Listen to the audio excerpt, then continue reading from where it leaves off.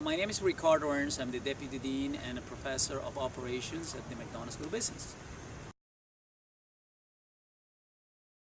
Georgetown is a great place. It's a fantastic university. We have a long and extended tradition.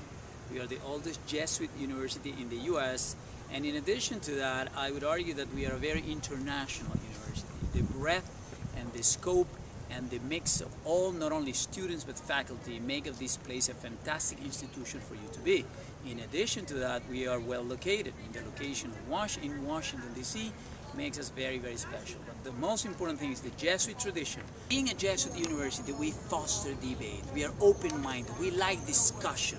We like when people participate in question and challenge faculty.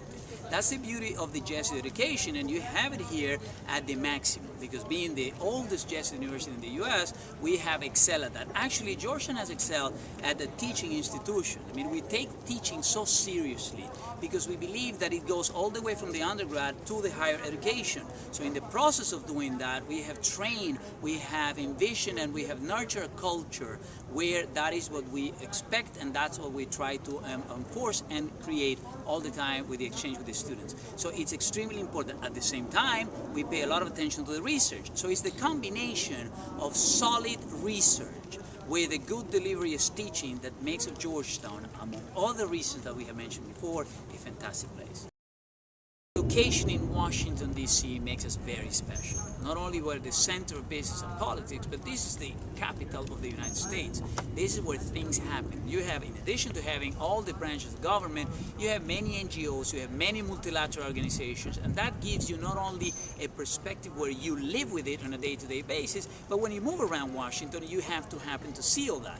In addition to that, Georgetown becomes the platform. Many of these important players come to the university, and you will have the opportunity of meeting, seeing them, talking, or even exchanging with them all kinds of experiences. So we have different perspectives at Georgetown. We have the perspective of leadership, we have the perspective of governance, we have the perspective of business. So this is the epicenter of policy development, which at the end of the day has an impact in all global business.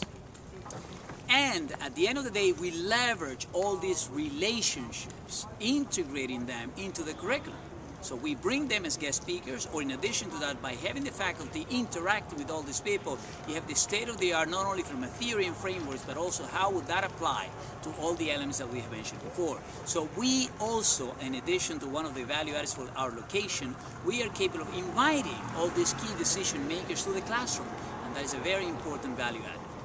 Teaching executives is a very challenging situation because it forces you to be on your toes all the time. Executives come to the classroom with a lot of experience. So you have to be careful as to where is the balance in terms of blending their knowledge with the other class members, and at the same time adding value to their experience, adding value to their knowledge. And that is a challenge. And I find that very challenging, and it's great because the students that come here, you create an environment, and in that environment is a lot of discussion, is a lot of exchanges, and the faculty is more of like a moderator of all the discussion, where in the middle of the whole process you just put what are the frameworks or what are the appropriate settings for the knowledge to advance.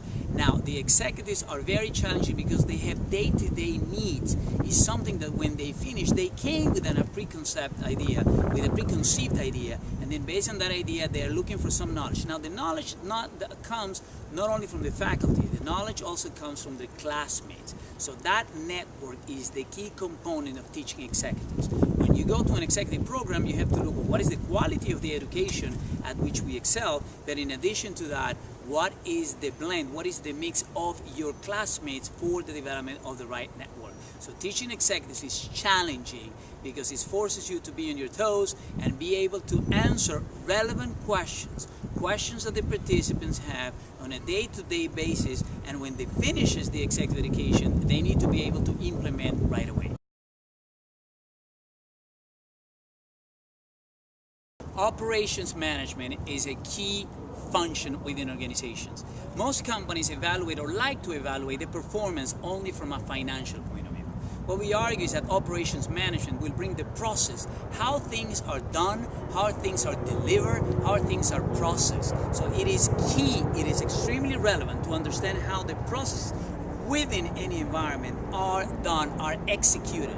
How is the efficiency of any of these processes executed, and along those lines being capable of affecting the performance. So when you overemphasize finance, you're only looking at half of the story. You need to also bring operational performance. I would argue that it's the right combination of financial performance with operational performance that will bring you the right picture of where you're standing in the competition.